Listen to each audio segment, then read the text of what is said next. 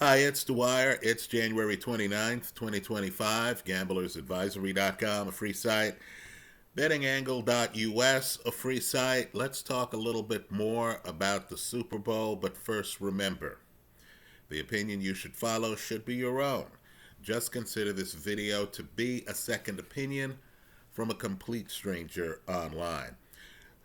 First, let me point out, as I mentioned in an earlier video, I'm not going to take a side in this Super Bowl, right? I believe there are better bets out there. Let me add another one, another futures play where you're getting ridiculous odds.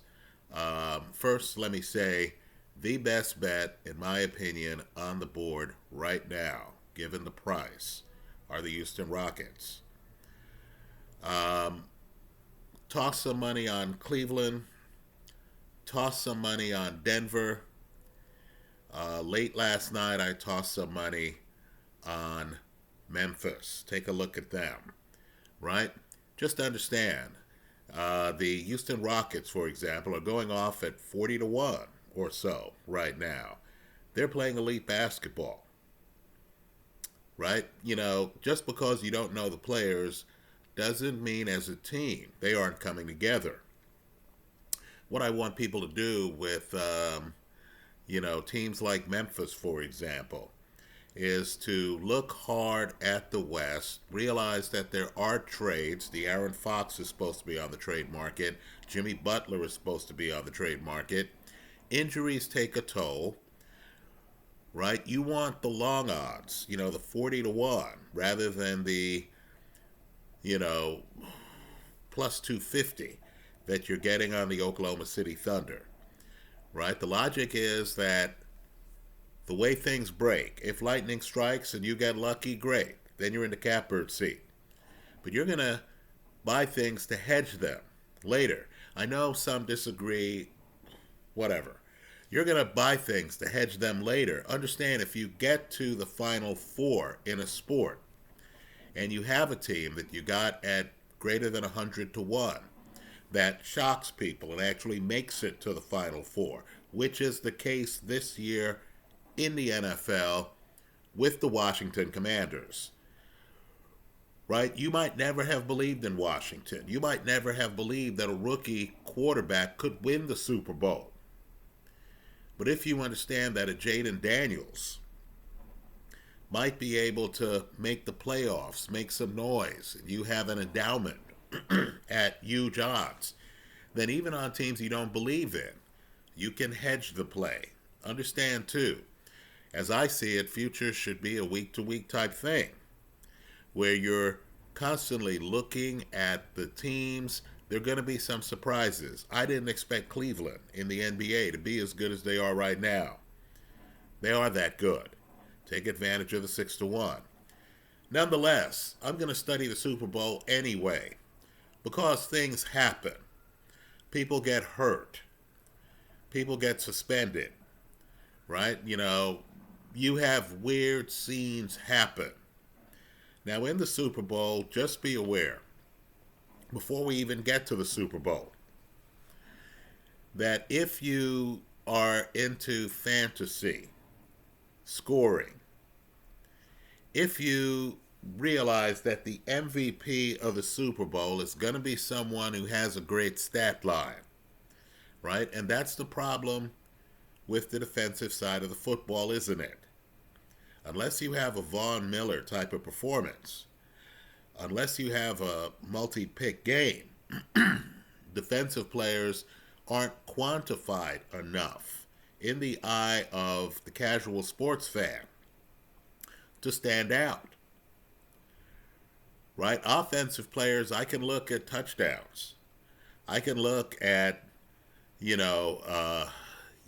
rushing yards. I can look at passing yards. And I can say, this guy had a great game. It's harder to do so with defensive players. I'll agree. You have two great defenses out there. You have two great defensive coordinators out there. I'll agree that a defensive player might actually impact the game more than an offensive player. But politically, understand it's not a level playing field. You find the offensive player who can put up touchdowns and can put up passing yards. And if that person isn't a favorite to win the MVP, you need to consider part of your play being on that person, right? We're building a betting portfolio here. I don't even have to know who the winner is going to be of an award. I just have to know that this guy is more likely than most to put up yards. This guy is more likely than most to score touchdowns. So if his team wins, this guy is going to be more likely than most to win the MVP. Now, last week, it might shock some people. But last week, you got a several touchdown game from Jalen Hurts. Right? Jalen Hurts went into that game. There were questions about his knee. Understand, Philadelphia has a tush-push play. They get down to the red zone, and then they've decided that it's safer for them if they get down to, let's say, the 1-yard line. Even with Saquon Barkley in the backfield, and he had a great day last week. Look at that Washington Commander Philly box score carefully, right? You're going to see Jalen Hurts had something like 3 touchdowns.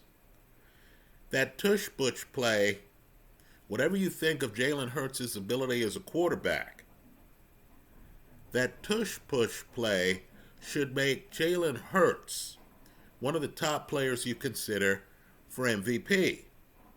Right? Look at his numbers last week. He now has 2 weeks to rest.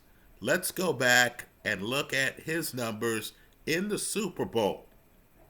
Against the Kansas City Chiefs, you'll be shocked. In my eyes, Pat Mahomes is a generational quarterback. Sometimes it doesn't translate in the numbers. Mahomes, would it shock you if I told you that Jalen Hurts threw for more than 100 more passing yards in that Super Bowl than Pat Mahomes did? Mahomes threw for 182 passing yards. Mahomes did have 3 touchdowns. Right? Just understand, you're not going to win the MVP if your team loses the Super Bowl.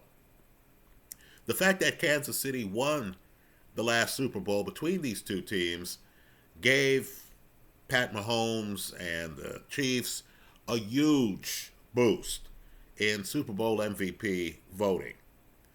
But I need for you to realize that while Mahomes completed 182 passing yards, Jalen Hurts had 304 passing yards in that Super Bowl.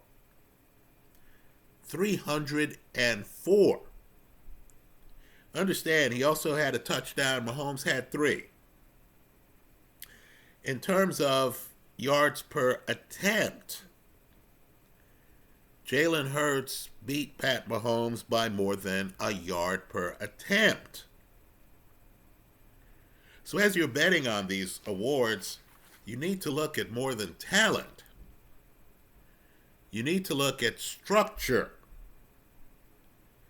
Right? If Jalen Hurts, because of a tush-push play, because of the approach of Nick Sirianni and the coaching staff to the game, if Philly wins the game and if KC is able to contain Saquon, and let's talk about Saquon, but just understand, if Saquon's controlled, and if the leading touchdown maker on the Eagles is Jalen Hurts, Jalen Hurts is your likely MVP.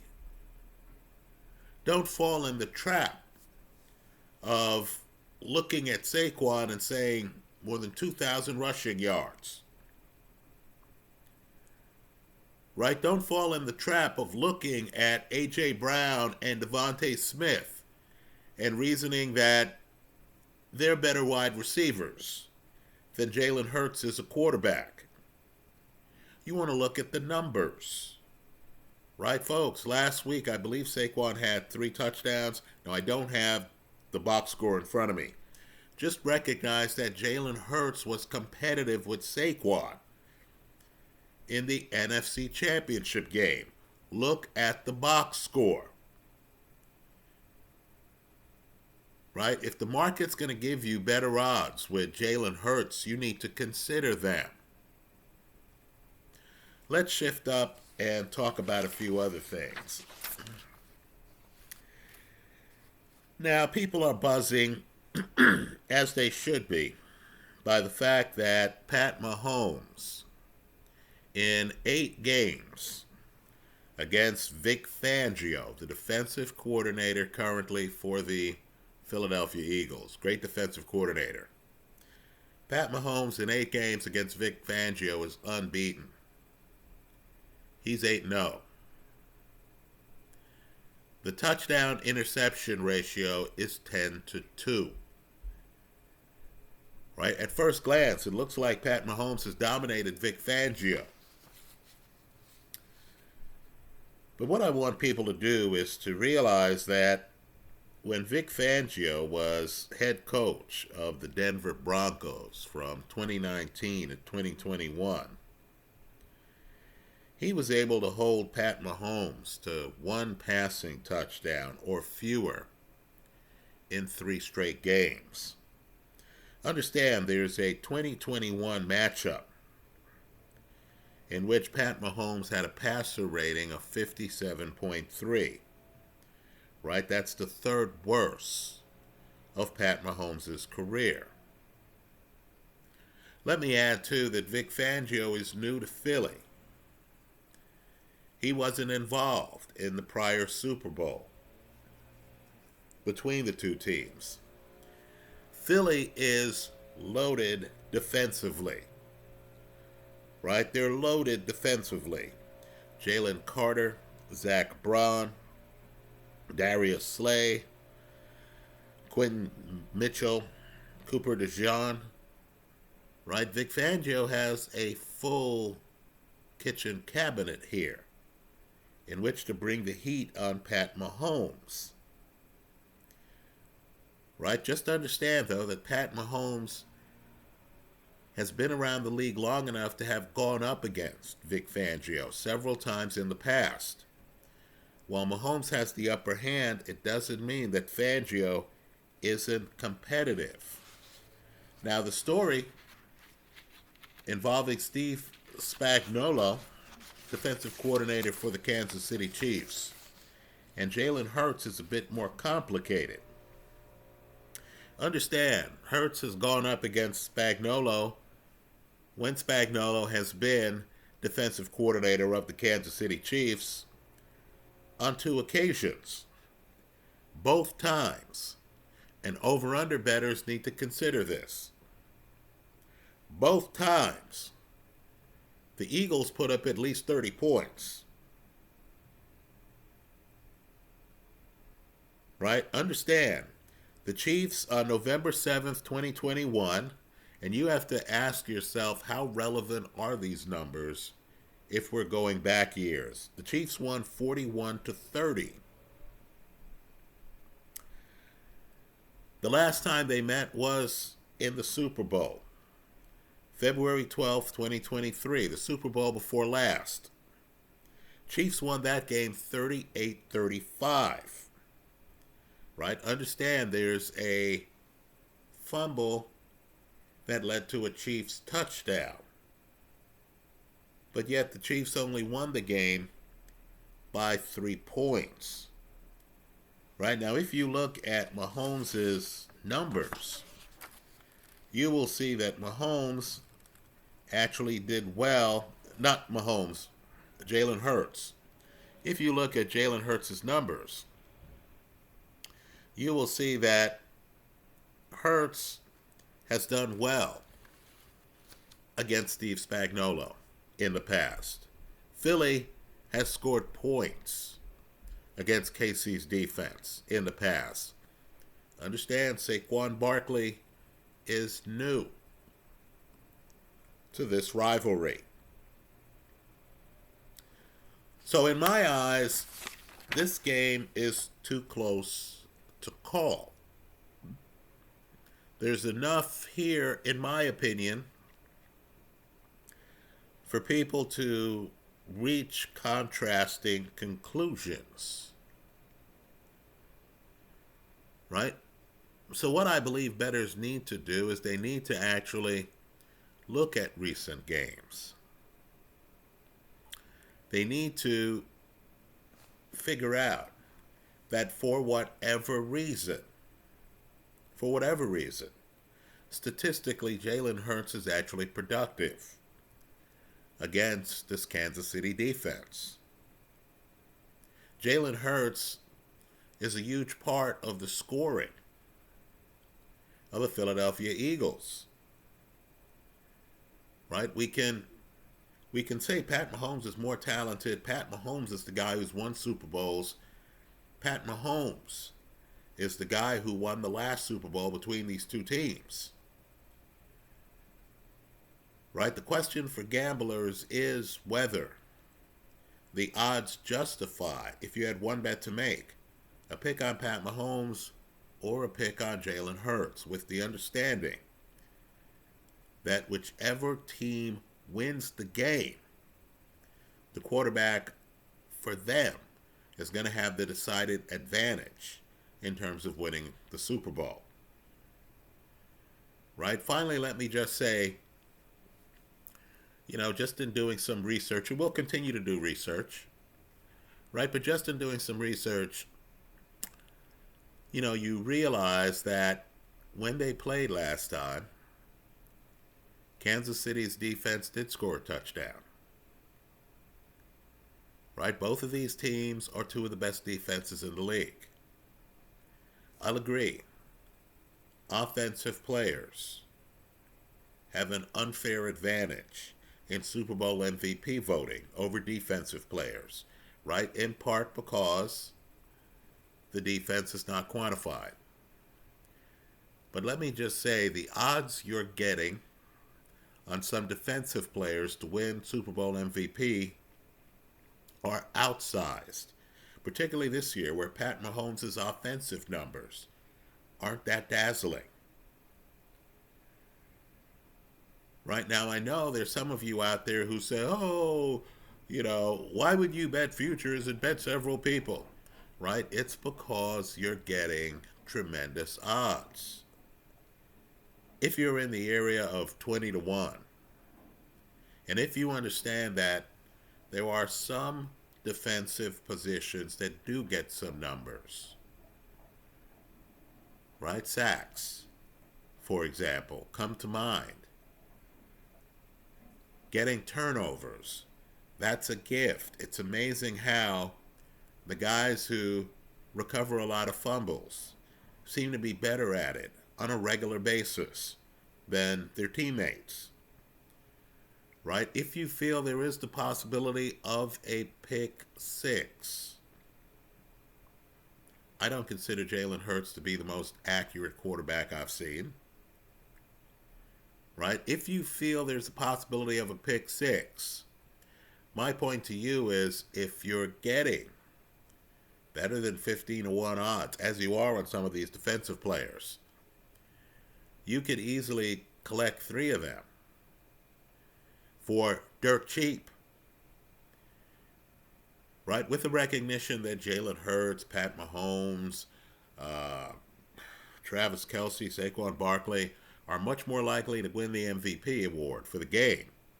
But understand, if you're getting big enough odds, you could water the plant, so to speak. In other words, if you have that Larry Brown Super Bowl, right, and it happened, where a DB gets a couple of picks, ends up winning Super Bowl MVP.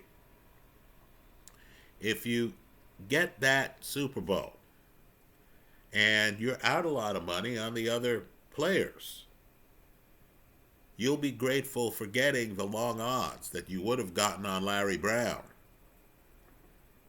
before that Super Bowl, if for no other reason than to cut your losses on that prop. Those are my thoughts this January 29th, 2025. Let me hear yours in the comment section of this YouTube video. Understand, too, Von Miller, Super Bowl MVP. The truth is that Von Miller was a highly regarded player for years before that Super Bowl. So we, the public, were trained in appreciating what Von Miller could do.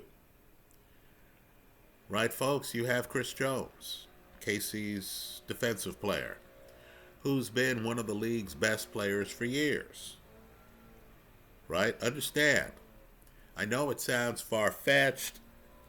Just recognize that you pay closer attention to the players you know. Now, I'll agree the history of these two teams suggests that there's going to be a bunch of scoring. Right? If it's an offensive shootout, a defensive player doesn't have a big chance of winning Super Bowl MVP. If it's a low-scoring game, a Chris Jones is going to attract a lot of attention, particularly if he gets sacks, if he gets pressures, if he gets fumble recoveries. Food for thought. I believe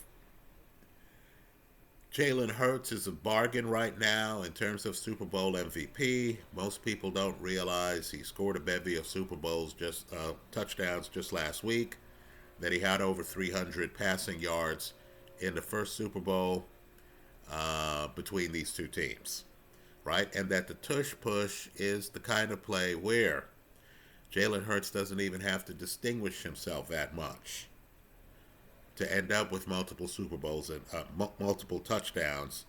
Obviously, the Super Bowl's on my mind. Multiple touchdowns in the game, right? Take a look at the odds you're getting for him versus other players. Let me just close by saying this. I certainly appreciate the Barry Sanderses of the world, right? 5 yards a carry, career. The Saquon Barkleys of the world, 4.7 yards a carry, career. Right? But just understand that kind of back is not a Jim Brown, Emmitt Smith, Eric Dickerson type of back. Right? Saquon Barkley is a home run hitter. What that means is that there might be 20 carries where Saquon is averaging less than 4 yards a carry. You're relying on that big play where he gets 50 yards on a run. If that big play doesn't come, if the defense is targeting him, they can slow him down. Right? You need to think about that as you think about this game. Right? That's different than a Derrick Henry type of back.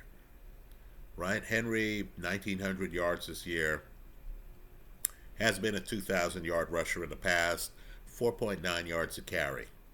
Just a shade under Barry Sanders. Right? My point to you is sometimes the stats don't tell the full story. Right? You see Saquon's 2,000 yards, and they're materially different than Adrian Peterson's 2,000 yards. Right? Materially different. The Eagles can't show up. They don't have this option. And then decide they're just going to feed Saquon the ball. Like, let's say, John Robinson's Rams had that option years ago with Eric Dickerson. Right? So just understand, for all the glory that is Saquon Barkley, Philly's going to have to spread it out. Philly's going to have to open up the running lanes. Right? So Saquon Barkley can get a chance at home runs. Understand the Barry Sanders story. People forget this. For years, the Lions had what was called a run-and-shoot offense. They were throwing the ball. Even though Barry was the show in college, won the Heisman in college, often had to deal with 8 men in the box in college, He wasn't that way in the pros. Right? So I'm expecting a more open game than most. I don't believe this is a game where Philly is going to be conservative and Saquon's going to get a lot of carries and Saquon is going to average a lot of yards without the big plays. That's foundationally different than Emmitt Smith. Right? You might remember the Cowboys. Right? Emmitt would get the ball and you could set your watch to the fact that Emmitt was picking up 4 yards a carry. Right? Then eventually the dam breaks. You know, a Derrick Henry in the second half starts getting more and more plays. Right? Starts getting more and more yards. Right? Derrick Henry against Cleveland. Now Saquon is excellent in the second half too. But I would argue that if everyone knows you're going to hand off the football to Saquon, his chances of success are less than the chances of a Derrick Henry, of an Eric Dickerson, right? Dickerson, career, fewer yards per carry than Saquon. Of an Emmitt Smith. Emmitt Smith, career, fewer yards per carry than Saquon. Right? Those backs read blocks, don't have to bounce outside, can actually finish you from the inside out rather than from bouncing outside and then having big rushes.